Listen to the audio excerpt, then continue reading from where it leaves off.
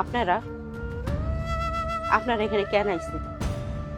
ও, দেখতে আইছেন প্রবাসীর বাপ মা কত ভালো মন্দ খাইতেছে।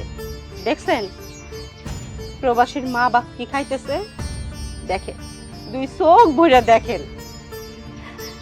কারণ আপনি তো বুঝবেন না, আপনি এখন বড় লোক, ফকিন্নি বাপ মারে আপনি চিনেন না। কিন্তু মনে রাখেন, এই ফকিন্নি বাপ মা কিসের জন্য হয়েছে? আপনার জন্য হয়েছে। আগে তো ফকিন্নি ছিলাম না, মানুষের দ্বারে দ্বারে ভিক্ষা করতাম না। কেন ভিক্ষা করি? আপনার জন্য করি। মা, আপনি আমাকে মাফ করে দেন। আসলে আমি জানতাম না যে ওর বাবা মা বেঁচে আছে।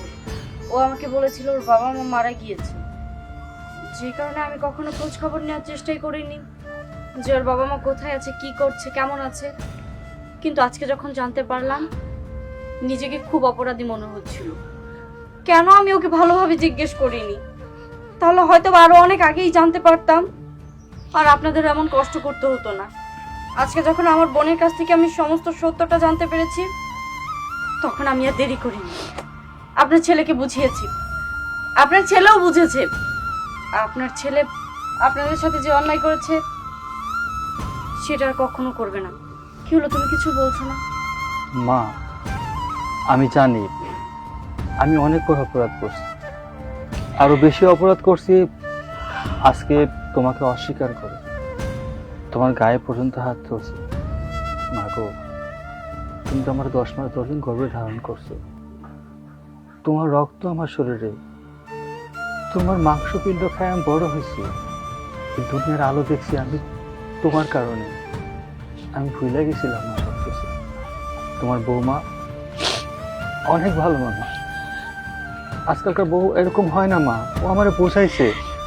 তোমার বাপ মা তো আমগুলোকে থাকতে পারে। আমি ভাবছিলাম আমি যদি তোমার ঘরে ওই ফ্যামিলিতে নিয়ে যাই, ও হয়তো অস্বীকার করবো বা আমার ভুল বুঝবো।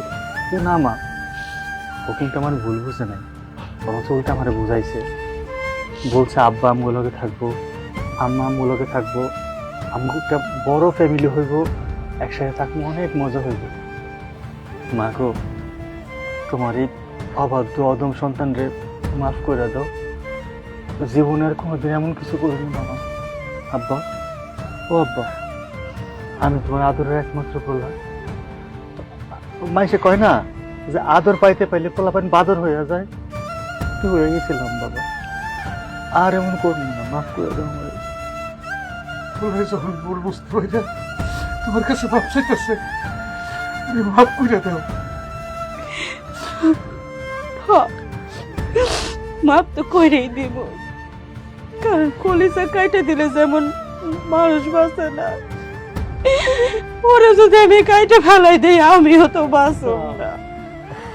হইছে, চোখের পানি কেন? আজকে তো আমাদের খুশির দিন। এইভাবে কান্নাকাটি করলে তাহলে আমার বুঝি খারাপ লাগবো না? আর আপনাদের জন্য কিন্তু সুখবরও আছে। কি? আপনাদের নাইনাতকুর ঘরে আইতাছে। আলহামদুলিল্লাহ।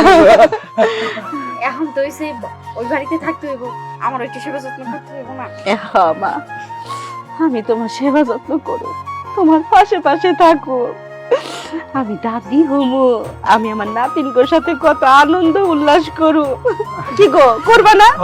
আমি তো দাদা। ঠিক আছে, চলো। চল ওই বাড়িতে চলো মা। ওঠো বাবা। সাবধানে উঠো। আসো।